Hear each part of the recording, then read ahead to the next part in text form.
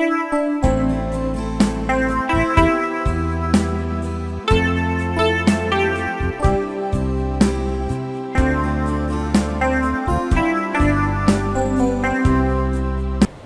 Ibu, Saudara-saudariku yang terkasih dalam Tuhan kita Yesus Kristus, selamat pagi.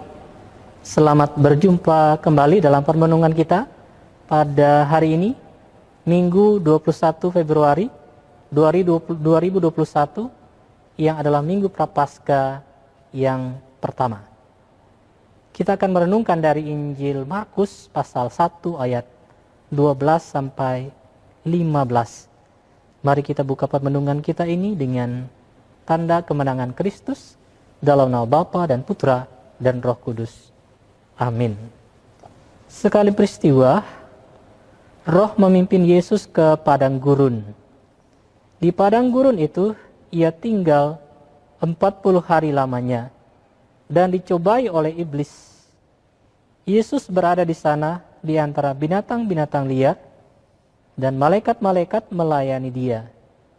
Sesudah Yohanes Pembaptis ditangkap, datanglah Yesus ke Galilea memberitakan Injil Allah. Yesus memberitakan, waktunya telah genap, kerajaan Allah sudah dekat. Bertobatlah dan percayalah kepada Injil. Demikianlah Injil Tuhan. Terpujilah Kristus.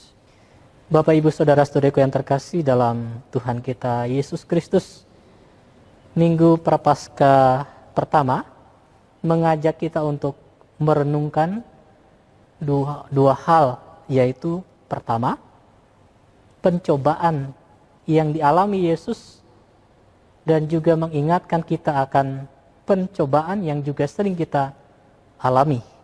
Kita diajak untuk bisa kuat pada iman, sehingga bisa mengalahkan godaan iblis, seperti Yesus yang menang atas godaan iblis. Kedua, yaitu pertobatan yang diwartakan oleh Yesus, yang mengajak kita untuk selalu mempunyai sikap tobat menjadi umat kesayangannya. Dan konteks Injil hari ini adalah pelayanan yang mulai dijalankan oleh Yesus di muka umum, yaitu sesudah Yesus dibaptis oleh Yohanes Pembaptis di Sungai Yordan. Yesus dicobai oleh iblis di padang gurun.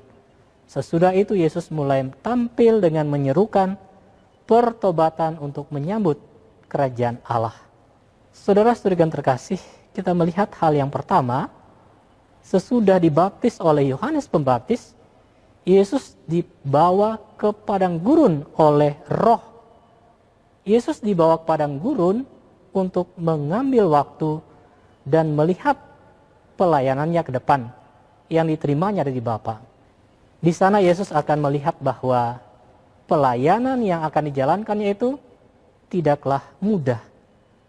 Ia akan menghadapi berbagai macam cobaan yang membuat ia harus memilih, yaitu antara melakukan kehendak Bapa sekalipun harus menderita, atau melakukan kehendak iblis yang menawarkan kenikmatan. Kita tahu bahwa selama 40 hari lamanya Yesus tinggal di padang gurun. Ia dilayani oleh malaikat-malaikat Allah, tetapi tidak dapat dipungkiri bahwa di padang gurun tersebut Yesus juga menghadapi berbagai macam ancaman yang datang kepadanya, seperti ancaman binatang liar yang sewaktu-waktu dapat membahayakan hidupnya, seperti digigit ular dan sebagainya. Lebih dari itu, Yesus juga menghadapi pencobaan yang datang dari iblis. Yesus menang atas godaan iblis yang lebih menggoda Yesus untuk mengikuti kehendak iblis dengan menawarkan segala kekuasaan, kenikmatan, kekayaan, kehormatan dunia ini. Yesus tidak tergiur dengan tawaran iblis. Yesus kuat pada kehendak Bapanya. Dia taat untuk melaksanakan kehendak Bapanya. Saudara yang terkasih, hal yang kedua yang kita renungkan adalah, yaitu sesudah menang atas godaan iblis, Yesus mulai tampil di muka umum untuk memulai pelayanannya. Ia datang ke Galilea memberitakan Injil Allah Yesus menyerukan, waktunya telah genap, kerajaan Allah sudah dekat, bertobatlah dan percayalah kepada Injil. Yesus menyerukan pertobatan untuk menyambut kerajaan Allah yang sudah datang dengan hadirnya Yesus. Yesus menyerukan pertobatan supaya orang meninggalkan dosa-dosanya, mengikuti Dia, dan hidup seturut dengan kehendak Allah. Semua orang diajak untuk menerima Dia, menerima kabar sukacita itu, menerima Injil, dan percaya kepadanya.